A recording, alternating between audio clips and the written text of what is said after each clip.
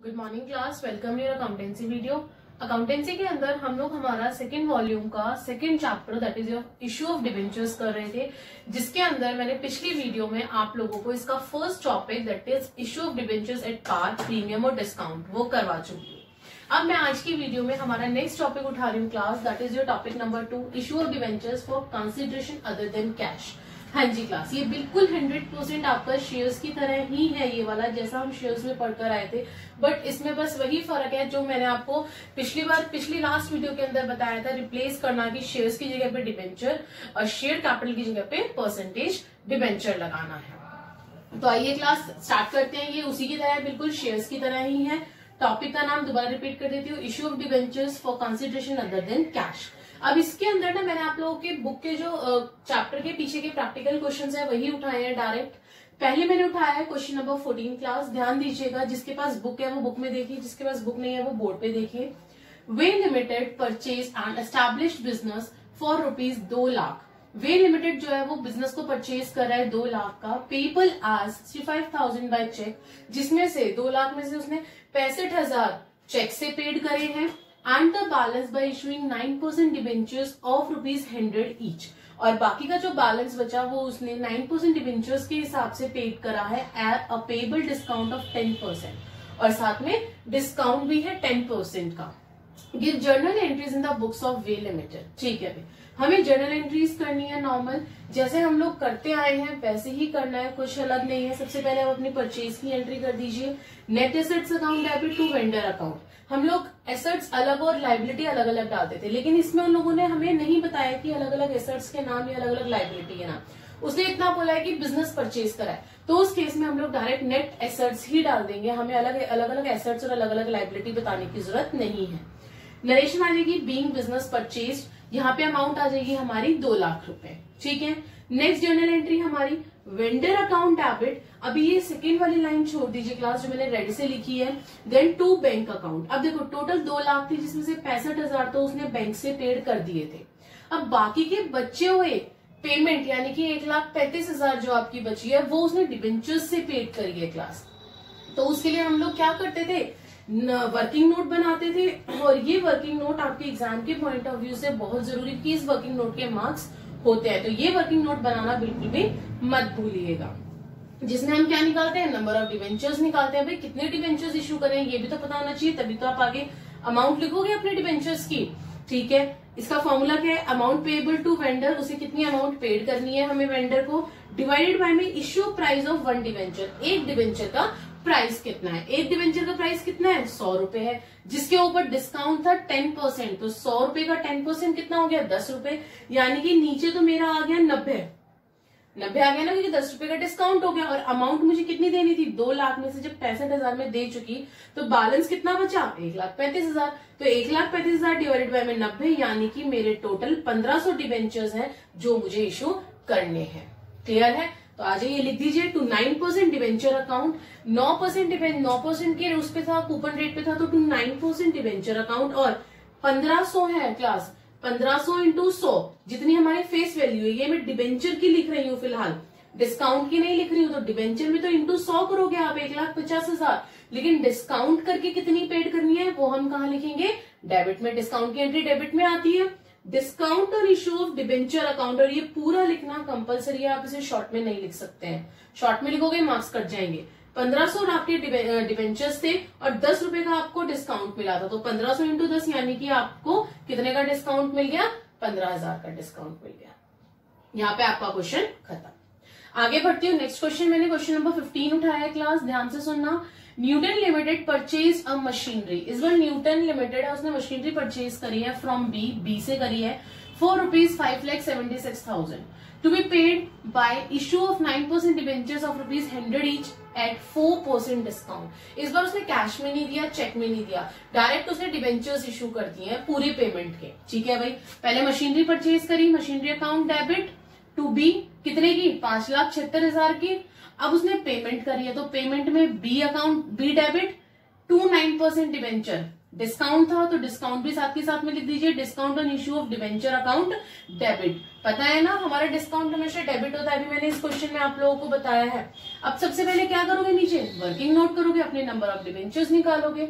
अब पूरे के पूरे हमें पेमेंट किससे करनी है, डिबेंचर से, तो 5,76,000 डिवाइडेड बाय में 100 माइनस 4, क्यों, क्योंकि 4% डिस्काउंट था और 100 का 4% कितना होगा, 4 रुपए, तो 100 में से 4 गए 96, इसको मैंने काटा तो मेरे टोटल डिबेंचर्स आ गए 6,000। अब अपनी वैल्यू निकाल दीजिए, डिबेंचर की भी और डिस्काउंट की भी।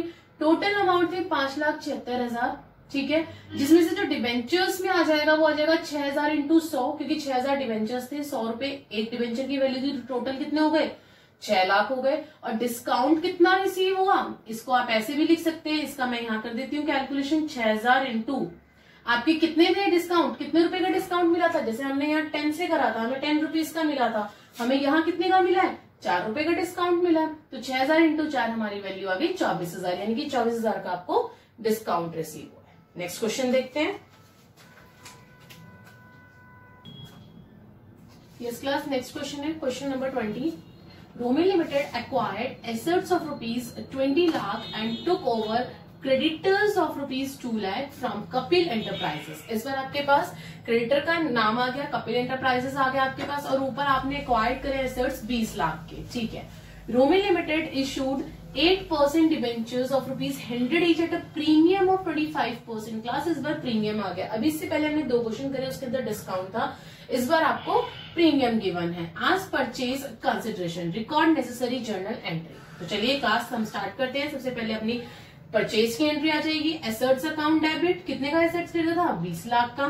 2 क्रेडिटर्स, क्रेडिटर्स को आपको कितने देने थे, 2 लाख, और 2 कपिल एंटरप्राइजेस, बाकी का बैलेंस जितना बचा वो सारा कपिल एंटरप्राइजेस में आ जाएगा। 20 लाख में से 2 लाख आपका क्रेडिटर्स में चला गया और कितना बचा फिर 18 लाख आपका कपिल एंटरप्राइजेस में आ गया, ठीक है भाई। अब पेमेंट की बात करूं तो डिबेंचर से पेमेंट करिए, तो एंट्री क्या हो जाएगी, Kapil enterprises account debit 28% debenture. लेकिन क्लास इस बार डिस्काउंट ही था, डिस्काउंट तो मैं डेबिट कर देती, इस बार क्या था, प्रीमियम था 25%, 100 रुपए के ऊपर 25%, यानी कि 25 रुपए का क्या था, प्रीमियम था। तो 2 सिक्योरिटी प्रीमियम रिजर्व अकाउंट, क्यों, क्योंकि प्रीमियम हमारा क्रेडिट हो जाता है, ठीक है भाई। अब देखो टोटल तो थे 18 लाख, 18 लाख। अब नीचे में क्या करूंगी, सबसे पहले अपने नंबर ऑफ डिवेंचर्स निकालूंगी, तो 18 लाख डिवाइडेड बाय 100 प्लस में 25% 100 रुपए का, यानी कि 25 रुपए, तो 125 हो गया। अब 125 को अगर मैं 18 लाख को डिवाइड करूँ 125 से, तो मेरा आंसर आ जाएगा 14,400 डिवेंचर्स। तो इससे अपना निकाल लीजिए प्रीमियम की भी वैल्यू और अपने डिवेंचर्स की भी। तो डिवेंचर की आ जाएगी 14,400 इंटू 100, क्योंकि फेस वैल्यू 100 रुपए थी, तो आ जाएगा आपका कितना, 14,40,000। वहीं पर अगर 14,400 में मैं इंटू कर दूंगी 25, क्यों, क्योंकि प्रीमियम जो था मेरा वो कितने था, 25 रुपए का था, तो 14,400 इंटू 25 मेरा आ गया 3,60,000। क्लियर है। अब ये प्रीमियम का भी आएगा, अब आपको समझ में आ गया होगा। अब अगला क्वेश्चन जो मैंने उठाया आपकी बुक का क्वेश्चन नंबर 26, इसके अंदर याद करिए हम शेयर्स वाले में प्रमोटर्स और अंडरराइटर्स का क्वेश्चन कर आए थे, वही सेम इसके अंदर आया है आपका। जिस तरीके से हम लोग शेयर्स प्रमोटर और अंडरराइटर्स को देते हैं, उसे इशू करते हैं, उसी तरीके से हम डिबेंचर्स भी इशू कर सकते हैं। तो क्वेश्चन पढ़ रही हूँ class. Ground limited issued 10% debentures of ₹1,000 each credited as fully paid up to the promoters. Promoters को दिए हैं 500 आपके डिबेंचर्स हैं 1,000 रुपए के हिसाब से, for their services to incorporate the company, ठीक है। It also issued 10% debentures of ₹1,000 each credited as fully paid up to the underwriters. Underwriters का आपका 100 शेयर्स थे और प्रमोटर्स थे आपके शेयर्स नहीं, डिबेंचर्स क्लास। अंडरराइटर्स के आपके 100 डिबेंचर्स थे और प्रमोटर्स के आपके 500 डिबेंचर्स थे। Underwriters towards their commission pass journal entry. अब याद करिए हम लोगों के ये जो आपका प्रमोटर वाली एंट्री थी, प्रमोटर वाली एंट्री के अंदर हमारी एक सिंगल एंट्री होती थी और जो हमारा अंडरराइटर था उसकी हमारी 2 एंट्रीज होती थी, राइट। तो सबसे पहले प्रमोटर की एंट्री कर लेते हैं, incorporation account debit to 10% debenture account. अब जो इनकॉर्पोरेशन एक्सपेंस अकाउंट डेबिट है, आपके कितने थे, 500 आपके डिबेंचर्स थे और कितने के हिसाब से थे, 1,000 रुपए के हिसाब से थे। तो 500 इंटू 1,000 कितना हो गया, 5 लाख आ गया आपके प्रमोटर्स की एंट्री में। वहीं पे ही अंडर राइटर की में कितना था आपका, 100 डिबेंचर्स थे और 1,000 रुपए के हिसाब से थे। तो underwriters commission account debit to underwriters 100 into 1000 1 lakh आ गया। और second entry underwriters account debit to 10% debenture account कितना आ जाएगा, 1 लाख आ जाएगा। जिस बच्चे ने शेयर्स चैप्टर में इसको अच्छे से करा होगा उसको यहाँ दिक्कत नहीं आ रही होगी क्लास। लास्ट अब देखो हमारा ये भी खर्चा है भाई, प्रमोटर्स को इशू करा है, खर्चा हुआ है, अंडरराइटर्स को दिया है वो भी हमारा खर्चा है, कमीशन दिया है। तो खर्चे को हम कहाँ डालते थे, statement of P and L में। तो इसकी स्टेटमेंट की एंट्री, इसकी अपनी statement of P and L की एंट्री कर दीजिए, उसमें डाल दीजिए। हमारे खर्चे कहाँ जाते हैं, पी एंड एल में जाते हैं ना, तो यहाँ पे भी कहाँ चले जाएंगे आपके, statement of P and L में। तो डाल दीजिए statement of P and L account debit to incorporation expense. पहले मैंने मेरा पहला वाला खर्चा डाल दिया, फिर टू अंडरराइटर्स कमीशन, उसके बाद मैंने मेरा अंडरराइटर्स वाला खर्चा डाल दिया। कितने का था, पहला प्रमोटर्स वाला था मेरा 5 लाख का, अंडरराइटर्स वाला था मेरा 1 लाख का। टोटल मेरे पी एंड एल में कितने चले गए, 6 लाख चले गए। जाते तो ये पी एंड एल में ही है क्लास, प्रॉफिट एंड लॉस में, लेकिन हम लोग यहाँ पे एंट्री के टाइम पे पी एंड एल नहीं दिखाते, statement of P and L ही लिखते हैं, ये गलती मत कर देना। लास्ट क्वेश्चन देखते हैं इस टॉपिक का। यस क्लास, नेक्स्ट क्वेश्चन मैंने उठाया क्वेश्चन नंबर 22 आपका। क्वेश्चन नंबर 22 कह रहा है, क्या कह रहा है, थोड़ा ध्यान से देखना है। इसके अंदर थोड़ी सी अलग चीज है, थोड़ा सा अलग डिफरेंस डाला हुआ है इसके अंदर, क्या वो देखते हैं। X limited purchase assets of the book value of ₹4 lakh and took over the liabilities of 50,000। यानी कि इस बार एसेट्स थी 4 लाख की, लायबिलिटीज थी 50,000 की, from Mohan brothers. It was agreed that the purchase consideration settled at 3,80,000 be paid by issuing debentures of ₹100 each। इस बार भी debentures से ही पेड करा है। Pass journal entry of debentures are issued. इस बार आपको 3 केस दे दिए क्लास, तीनों केस एक साथ दे दिए। एट पार, अगर वो पार पे इशू करता है तो क्या जर्नल एंट्री होगी। एट डिस्काउंट ऑफ 10%, अगर डिस्काउंट पे करता है तो क्या जर्नल एंट्री होगी। और third at a premium of 10%, अगर प्रीमियम पे करता है तो क्या जर्नल एंट्री होगी। It was agreed that any fraction of debenture be paid in each case। इस लाइन का मतलब हम लोग हमारी कैलकुलेशन के अंदर समझेंगे कि ये लाइन कहना क्या चाह रही है। अभी बताऊंगी, समझ में नहीं आएगा। चलिए क्लास, सबसे पहले हमारी परचेज की एंट्री हो जाएगी। परचेज की एंट्री तो चाहे पार हो, चाहे प्रीमियम हो, चाहे डिस्काउंट हो, तीनों के लिए सेम रहती है। तो सबसे पहले अपनी परचेज की एंट्री कर दीजिए। Assets account debit, goodwill account, goodwill को भी छोड़ दीजिए क्लास। नॉर्मल क्या एंट्री होती थी, asset account debit to liabilities to Mohan brothers. हमारी ये परचेज की एंट्री है। एसेट्स हमारा डेबिट हो जाता था और लायबिलिटी हमारा क्रेडिट हो जाता था, और किससे, टू मोहन ब्रदर्स से। ठीक है, अब देखो क्लास, अब यहाँ पे आपका कितना है, एसेट्स कितनी है आपके ऊपर, कितनी दे रखी थी, 4 लाख दे रखी थी, तो मैंने 4 लाख लिख दी। वहीं पे आपकी लायबिलिटीज कितनी दे रखी थी, 50,000 दे रखी थी, तो 50,000 लिख दी। अब एक बात बताओ, मोहन से कितने की आप लोगों ने परचेज करी है क्लास, 3,80,000। टोटल 3,80,000 थे, तो 3,80,000 आ गया। अब क्या मेरा डेबिट और क्रेडिट इक्वल आ रहा है, क्या मेरे डेबिट और क्रेडिट में कोई डिफरेंस है, बिल्कुल है। क्या कि मेरा क्रेडिट जो है वो 30,000 रुपए से एक्स्ट्रा आ रहा है, 30,000 से एक्स्ट्रा आ रहा है। तो यहाँ पे आप लोग लिखेंगे गुडविल अकाउंट डेबिट, कितना, 30,000। अब दोनों इक्वल हो गए, अब कोई दिक्कत नहीं है, इसलिए मैंने गुडविल वहां पे डाला था। अगर आपकी डेबिट बैलेंस में, अगर डेबिट साइड अगर बैलेंस बचता है तो गुडविल अकाउंट आ जाता है, और अगर क्रेडिट साइड बचता है तो कैपिटल रिजर्व आ जाता है। चलिए क्लास, ये तो हो गई मेरी परचेज की एंट्री जो तीनों में सेम होती थी। अब पहला केस मैं उठा रही हूँ क्लास आपका पार का। पार में क्या होता है, आप डायरेक्ट उसको डिवेंचर्स के थ्रू इशू कर देते हैं पेमेंट। कैसे, मोहन डेबिट 2% डिवेंचर अकाउंट। उसके अंदर आप क्या करोगे, सबसे पहले नंबर ऑफ डिवेंचर्स, टोटल कितने पैसे देने थे, 3,80,000, डिवाइडेड बाय में फेस वैल्यू कितनी थी, 100। तो ये 2 0 से 2 0 कट गई, यानी कि मेरे डिवेंचर्स आ गए 3800। तो इसको इंटू कर दीजिए, 3800 इंटू 100। आपकी कितनी थी यहाँ पे वैल्यू, वो कितनी दे रखी थी फेस वैल्यू, ₹1, एक उसके डिवेंचर की 100 रुपए। तो 3800 इंटू 100 यानी कि 3,80,000। आपने 3800 डिवेंचर्स जब इशू करे तब आपकी पूरी पेमेंट हो गई। क्लियर है, आगे बढ़ते हुए, ये तो था मेरा पहला केस। दूसरा केस, सेकेंड केस डिस्काउंट का। अब डिस्काउंट वाला केस है, इसको ध्यान से देखना। इसको भी मैं 2 मिनट के लिए रब कर देती हूँ, बताऊंगी क्यों। अब देखो क्लास, डिस्काउंट की एंट्री, डिस्काउंट क्या होता है हमारा, डेबिट होता है ना। Mohan debit, discount on issue of debenture account debit 2% debenture account, यही होती है हमारी डिस्काउंट की एंट्री। डिस्काउंट हमारा डेबिट हो जाता है। ठीक है, अब सबसे पहले आप अपने क्या निकालेंगे, डिवेंचर्स निकालेंगे। तो डिवेंचर्स जो मैंने निकाला 3,80,000 डिवाइडेड बाय में 100 माइनस में 10। क्यों, क्योंकि 10%, यहाँ पे देखो क्या बोल रहा था, एट अ डिस्काउंट ऑफ 10%, यानी कि 100 रुपए का 10% कितना हो गया, 10 रुपए हो गए। तो 100 में से 10 गए, कितने बचे, 90। जब मैंने इसको काटा तो मेरा आंसर आया 4222.22। अब ये आगे 22 जा रहा है तो ऊपर मैंने क्या लगा दिया, बार लगा दिया। इतने डिबेंचर्स। अब देखिए क्लास, अब ये आज तक कभी डेसिमल में नहीं आया क्लास, आप लोगों का आंसर नहीं आया ना, चाहे वो शेयर्स हो चाहे वो डिबेंचर्स हो, लेकिन इस बार आया। अब इस केस में क्या करना है कि आपको डेसिमल के जो बाद वाली वैल्यू उसको इग्नोर कर देना है। फिलहाल आपको सिर्फ इतना समझना है कि जो आपके डिबेंचर्स है वो 4222 है बस, ठीक है। अब इससे पहले आप लोग अपनी एंट्रीज को कंप्लीट करिए। टोटल अमाउंट कितनी थी जो हमें देनी थी, 3,80,000। उसमें से डिस्काउंट कितना मिल गया, क्या करोगे, 4222 इंटू 10। क्यों, क्योंकि 10 रुपीज से डिस्काउंट के तो इंटू 10 कर दी तो मेरा आ गया 42,220 आ गया आपका, ठीक है। अब देखो क्लास, मेरे डिस्काउंट की वैल्यू तो आ गई, मुझे 42,220 रुपीज का मुझे डिस्काउंट मिल गया। अब टोटल डिवेंचर्स में कितना आ जाएगा आपका, 4222, यही थे आपके डिवेंचर्स 4222 इंटू फेस वैल्यू कितनी थी आपके डिवेंचर्स की, 100 थी ना, तो आप इंटू कर दीजिए, कितना आ गया आपका, ये आ जाएगा 4,22,200।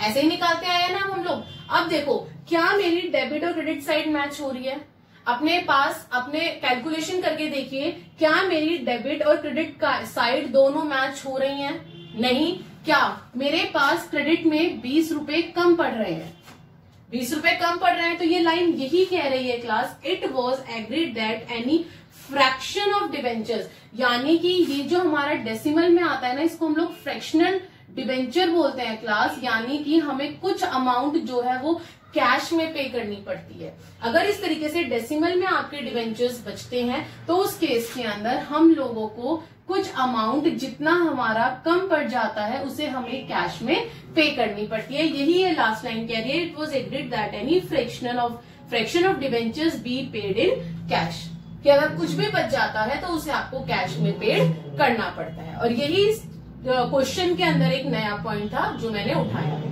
अगला देखती हूँ, नेक्स्ट है आपका एक प्रीमियम। प्रीमियम के अंदर भी इसी तरीके से होगा।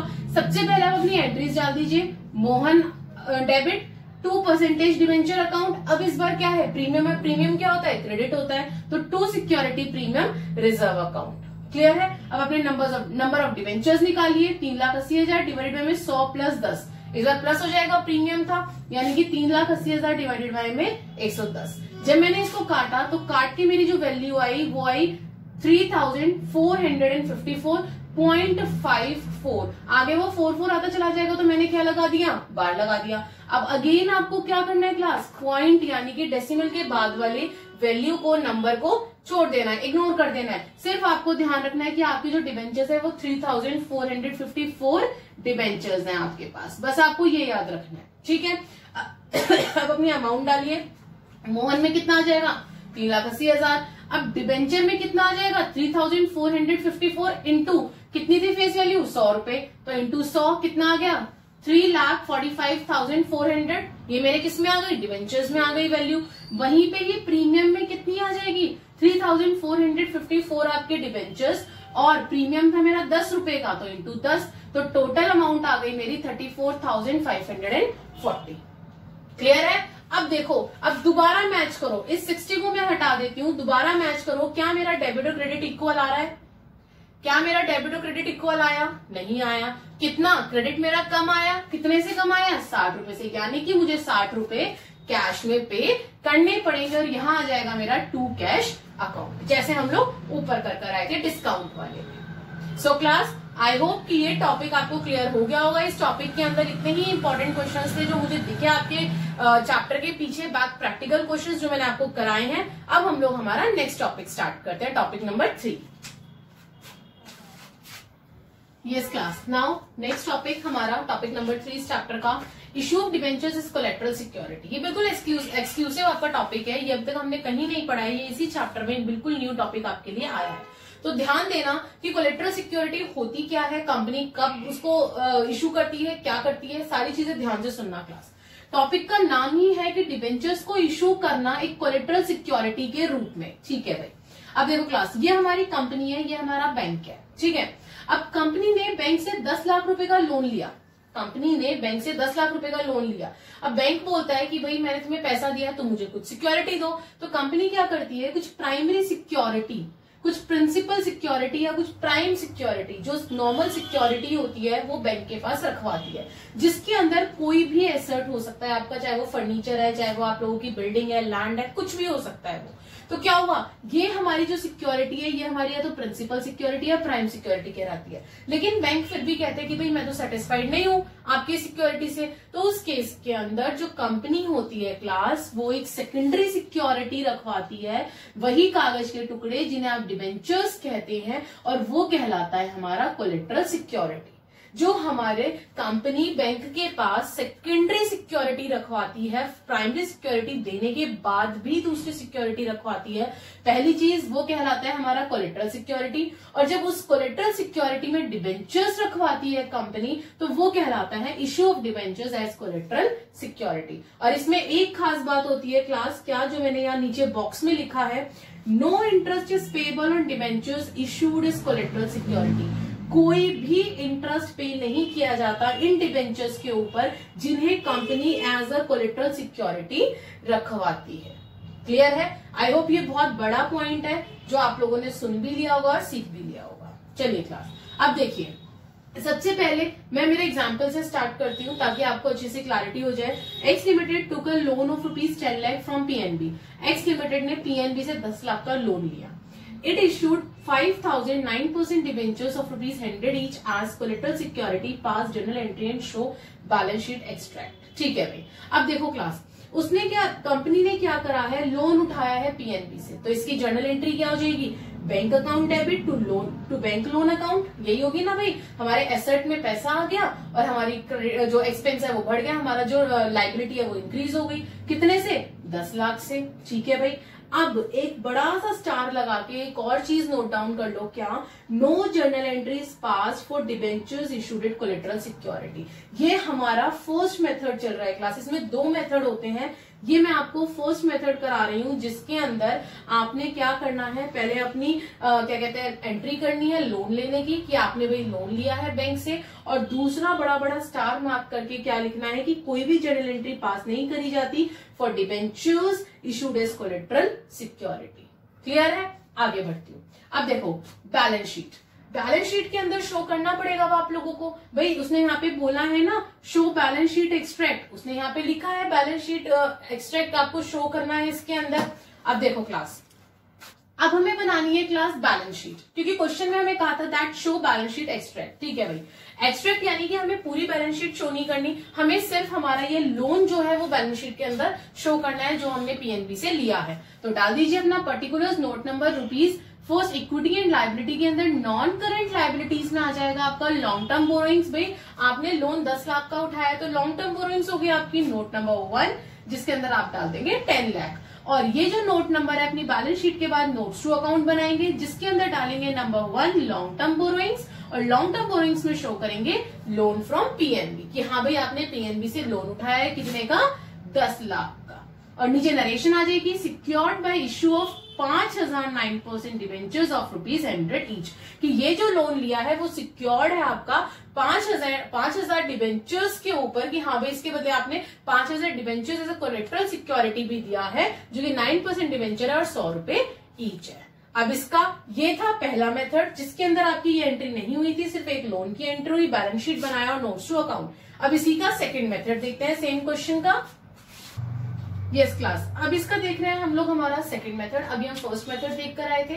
चलिए सेकंड मेथड के अंदर सबसे पहले अगेन आप लोग अपनी क्या करोगे, बैंक की लोन की एंट्री करोगे। भाई लोन उठाया है आपने बैंक से, तो bank account debit to bank loan account, और narration being loan taken from bank. कितने का लोन लिया है, 10 लाख का लोन लिया है। अब जो मैंने फर्स्ट मेथड में बताया था कि आपकी एंट्री नहीं होती है क्लास जब डिबेंचर्स इशू करते हैं, लेकिन आपके सेकंड मेथड में वो एंट्री पास की जाती है। क्या, debenture suspense account debit to 9% debenture, और नरेशन आ जाती है being debentures issued as collateral security, कि आपने डिबेंचर्स को एज अ कोलेटरल सिक्योरिटी क्या करा है, इशू करा है। अब कितने से करा है, देखिए क्लास 5,000 थे आप लोगों के, कितने डिबेंचर्स थे, 5,000 थे, एक की फेस वैल्यू क्या थी, ₹100 थी, तो 5,000 इंटू 100 यानी कि कितने आ गए मेरे, 5 लाख आ गए। ठीक है भाई, अब आगे क्या बनाना है, हमें बैलेंस शीट बनाना है। जर्नल एंट्री हम लोगों ने दोनों कर दी सेकंड मेथड की। अब बैलेंस शीट में अगेन आपको एक्सट्रैक्ट उठाना है। एक्सट्रैक्ट के अंदर क्या जाएगा, पर्टिकुलर्स, नोट नंबर, रुपीज, और सिर्फ आपको इक्विटी एंड लायबिलिटी डाल के नॉन करंट लायबिलिटीज में लॉन्ग टर्म बोरोइंग शो करना है। नोट नंबर 1 दे देना, और हमारा कितना है टोटल, आपको कितने का लोन उठाया, आपने 10 लाख का लोन उठाया, तो यहाँ पे 10 लाख लिख देंगे। अब जो हमें नोट टू नोट नंबर हमारा नोट्स टू अकाउंट में मिलेगा, उसके अंदर क्या आ जाएगा, यहाँ पे फर्स्ट लॉन्ग टर्म बोरोइंग्स। अब लॉन्ग टर्म बोरोइंग्स में पहला क्या, आपने कौन कौन से लॉन्ग टर्म बोरोइंग्स यहाँ पे करे हैं। सबसे पहले आपने लोन लिया है, लोन फ्रॉम पीएनबी डाल दोगे, कितने का, 10 लाख का। दूसरा क्या है, 5,000 9% डिबेंचर ऑफ ₹100 ईच, लेकिन इसको हम लोग इस बार अंदर लिखेंगे क्लास 5 लाख। क्यों, क्योंकि ये जो हमारा डिबेंचर सस्पेंस था वो हम लोगों का इसमें से डिडक्ट हो जाएगा, कितने का, 5 लाख का, और बाहर आ जाएगा निल। सो अल्टीमेटली हमारा जो आंसर आएगा वो 10 लाख ही आएगा क्लास, चाहे आप मेथड 1 करें चाहे आप मेथड 2 करें, लेकिन आंसर आपका वही आएगा जितना आपने लोन बैंक से उठाया है। बस खाली नोट्स टू अकाउंट में ये कह लो और जर्नल एंट्री का कह लो, इसमें मेथड 2 में आपका दिखाने का तरीका अलग होता है।